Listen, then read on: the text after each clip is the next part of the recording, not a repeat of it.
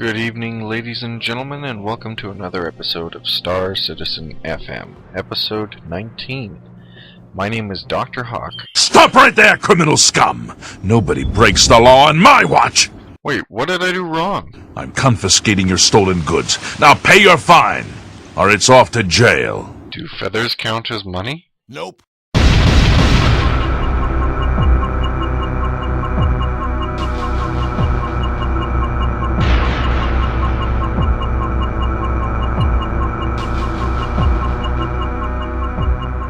Fuck, I really need to start remembering to pay for my hookers and blow. Fuck. Hello again, ladies and gentlemen, and welcome to another episode as previously mentioned. My name is Dr. Hawk, and I'll be walking you through Wingman's Hangar, episode 20. Congratulations to Eric Wingman Peterson and everyone else involved in making Wingman's Hangar on 20 episodes. That's a quarter of the way to 100, or 20 episodes, or 20 shows, whatever way you want to count it. It's still an impressive milestone, all the same. So let's start off and go with the week in review. Oh wait, Eric did want to give a quick shout out to all the new pleasures and subscribers that we now have as pertaining to the Aurora campaign. To any of you who watch my show or, stick around in the chat roll, I welcome you personally as well to the amazing community that we have, and hope that you enjoy your stay and look forward to getting to know you in the chat roll and forums. As always, check out the chat roll. A lot of us are there, and maybe some questionable conversations and interesting conversations all the same, but a family nonetheless, if not slightly morbid and dysfunctional.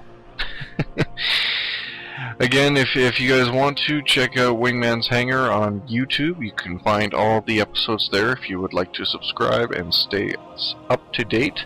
And I'm asking you to do the same. If you would be so kind, subscribe to Star Citizen Community channel, as well as my own private channel, Wraith Ascendant, which I really wish I could change to my current name, if you would like to stay updated with all current things Star Citizen.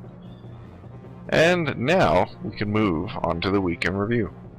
So, as mentioned, the Aurora Pledge was a success. Lifetime insurance for everyone. Lifetime insurance was passed around, and they now have enough money to buy their own mocap studio, or motion capture studio. This may seem like a very expensive investment to begin with, but given the fact that they do not have to give all their drug money to somebody else, and they can hoard their drug money for motion capture and whatever important needs are needed, that actually cuts down on maintenance costs as well as contract costs, I'm assuming, by a large amount. So in the future, if they ever wanted to do, let's say, animations after the game has released, it will cost a lot less money to do, let's say, higher quality cutscenes or animations than it would be to contract somebody else to, fly down and borrow their studio, etc. So again, congratulations to everyone at CIG as well as the community for a successful funding project. I don't know what else to really call that. As well, we have a new segment coming up that you'll see called Meet the Mod, the guest being somebody that I have interviewed myself, and am now wondering if he's becoming too popular. We also have two new people, Ron Majoy, who's now the project manager who manages projects. Jeez, who would have thought?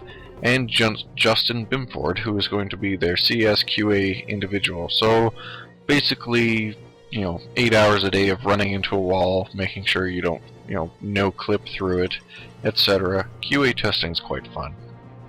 Hint, it's not. So, as mentioned before, if you're interested in checking out the little video segment with Toast, a moderator that all of you should be familiar with, both on the good and bad end of the side, although given the fact that we have such a good community and not a lot of shadowbots, we shouldn't have to worry about too many bannings. So check out the little interview with Toast. Toast, good to see you on the camera, and maybe I'll have to interview again, third time's a charm. Wingman's weight is still has gone from 236 to 219, so now I believe we just have to stop sending in all the alcohol. No, don't stop sending in the alcohol. Programmers and people work best when they're drunk and inebriated. Come on, we all know this. So again, congrats to Wingman, you're doing a great job. Keep up the hard work. We're all here supporting you, and I'm pretty sure that that scotch is still there for you once you reach your target weight.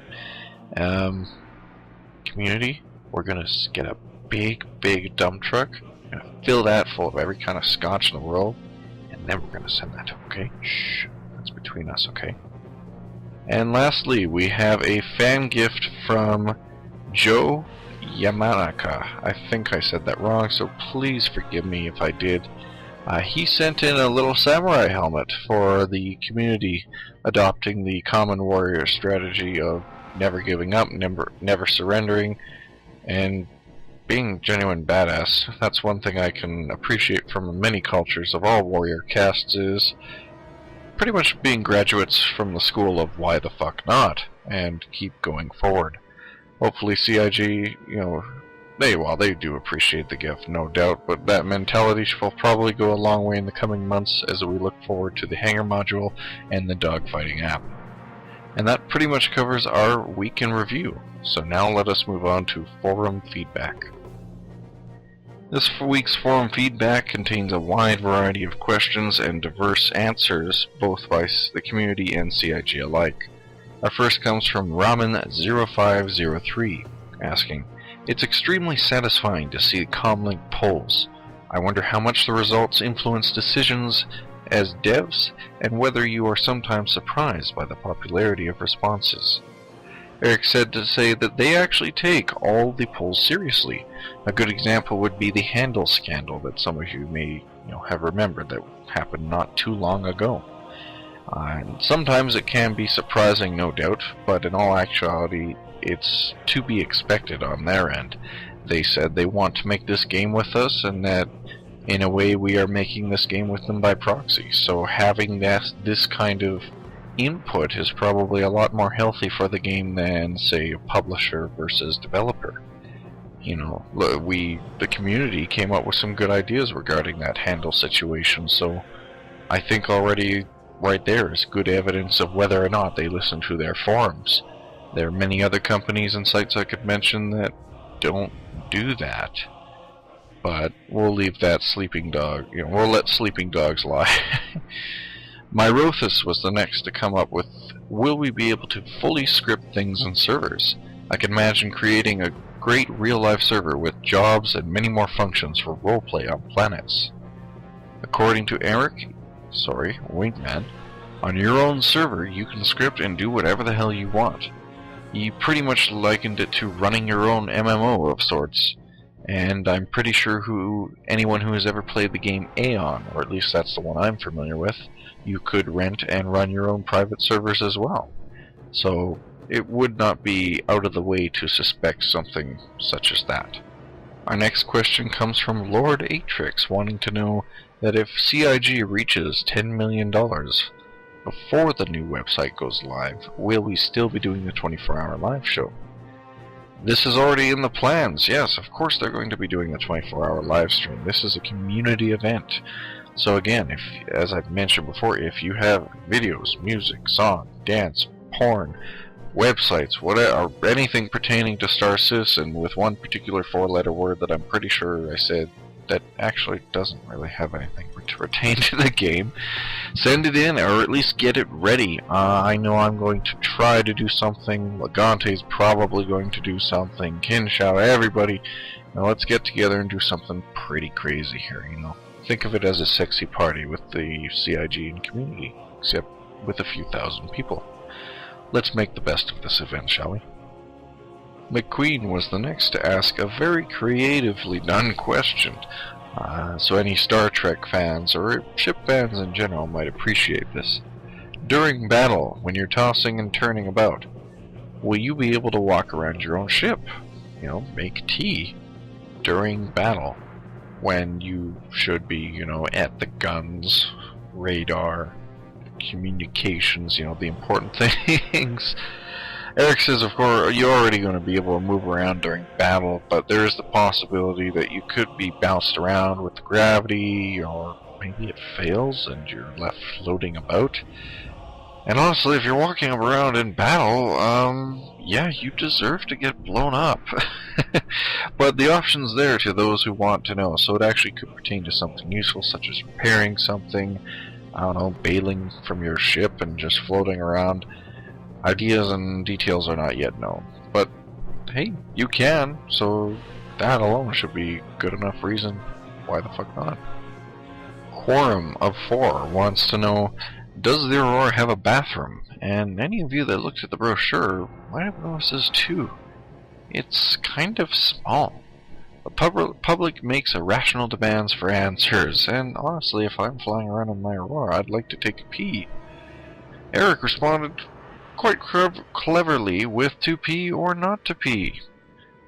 Of course, you don't actually need to have a bathroom in the Aurora. That's what these special spacesuits are for. Well, shit. There goes my idea of sharing spacesuits. Now this just seems like I'm sharing condoms with somebody. Ew. Our next question comes from Atomic... Wait a minute! Freaking unbelievable!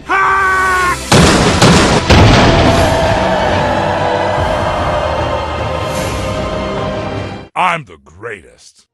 As it should be. I'm the only hawk around here. My good sir, I have a bone to pick with you. Atomic Hawk wanted to know, has the dev team considered if and how they are going to implement scavenging and salvaging? Wingman went on to say that there will be derelicts and plenty of stuff to explore and find, including remainders of ships, such as salvage and debris that you could search through and sift. As for other things that you can be doing, we do not yet know at this time. A quick note I wanted to make that I'm going to be addressing later is I actually was able to sit down for the first time ever and play a Chris Roberts game. Like, holy shit, I know that's a shock. Which one was it? It was Privateer, so I'm going to be addressing that later because I remembered this little salvage part and the cargo floating around needing a tractor beam. That was pretty fun. But alas, we'll do that later. Razor Xerex wanted to mention, you guys said Lamp would be in the game. Will this be confirmed? And as far as Lamp is concerned, she says she wants to be in the game, so I don't see why she wouldn't be. So, look forward to Lamp. She's gonna kill us all. Fight for your lives.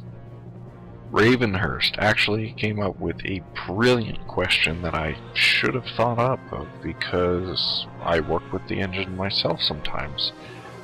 Is the SC team changing or customizing certain aspects of CryEngine, or does it work out of the box for everything planned in the game?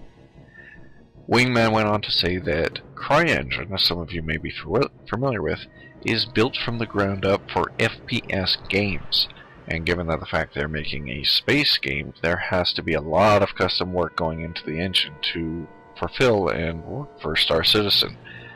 As with any other game, unless you're literally building a carbon copy of what the developer had in mind, you're going to have to be doing some engine work.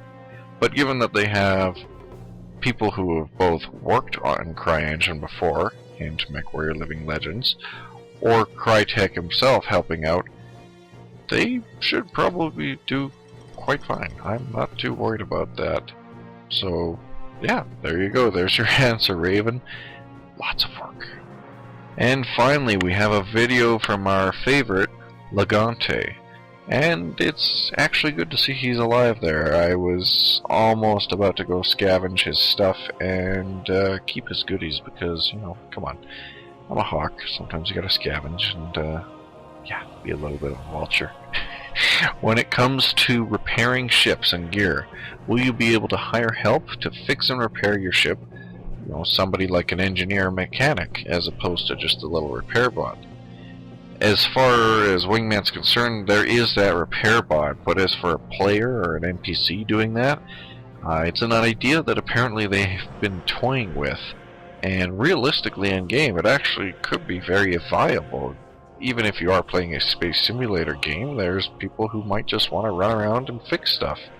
Anybody who's played Guns of Icarus would know that that's actually kind of fun to do sometimes, and might be great, goal for those of you that are more pacifistic and don't want to shoot people. And it could be a great way to make a living too. So an idea, it's TBD,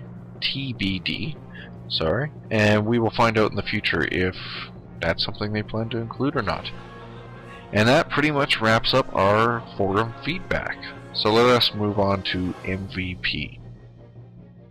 Gregor M, if any of you guys have seen him in the CIG forums or in the chat roll, which I'm actually not too sure if I've seen this gentleman, has been maintaining an important spreadsheet containing all the stretch goals for the community and the CIG team.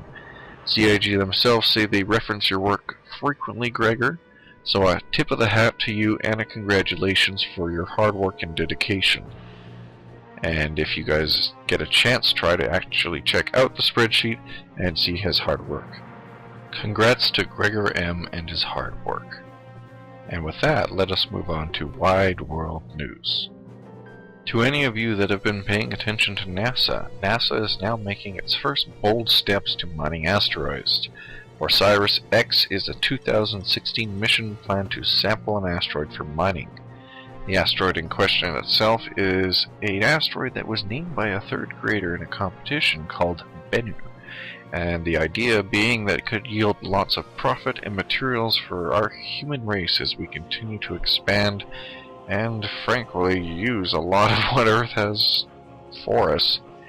Mining asteroids could be something very profitable for us as both a race and as we try to continue to expand and technologically advance, bearing in mind that these asteroids could potentially have permanent installations built onto them, and we could continue to send people out into space. On May 5th, 1961, Alan Shepard was the first American man in space, only beaten by the USSR on the Freedom 7 mission. However, despite this fact, upon return to the Earth, he was celebrated as a national hero and America's first man in space. And that is pretty much our wide world news for Wingman's Hangar. Well, there's also Pete Mackey in New York. But, again, the weather tended to be smoggy with a chance of gunshots. You know what, I think we should send some scotch or booze into Pete. We need to make him a little more happier. What say you, community? I propose vodka. Vodka fixes everything. So yes, let us move on to the final segment of the show. There's an interview with John Erskine, the new director of Studio Services. To any of you that would like to check out the interview, you can do so by clicking on the links below for Wingman's Hangar Episode 20, or you can view it on their site respectively at robertspaceindustries.com in the com link. And that pretty much wraps up Wingman's Hangar Episode 20. Again, I apologize for another short episode. I didn't have any interviews lined up, and frankly, I've just been sort of behind lately, but I'm feeling pretty good, doing alright, and I will continue to try to bring news to you guys. To any of you who are curious about some Robert Space Industry news, there's a few Comlink articles you may find interesting that have popped up in the last week. The one that I'm finding of note is the vanduul-warship-analysis. You can click the link above the description right here, or in the description itself, and you can check up on the Vanduul, including a nice size comparison of what potential rape time looks like between a Vanduul and human. So check that out, read it up, and again, come visit us on the chat roll or forums respectively if you would like to get to know the community. Again, as I've mentioned before to clans or anyone else that it might be interested in an interview, if you want to do so, you may private message me on the forums, talk to me here, or email me directly at lucas.g.drhawk@gmail.com or starcitizenfm@gmail.com. This is Dr. Hawk signing off, wishing you guys all to take care and fly safe.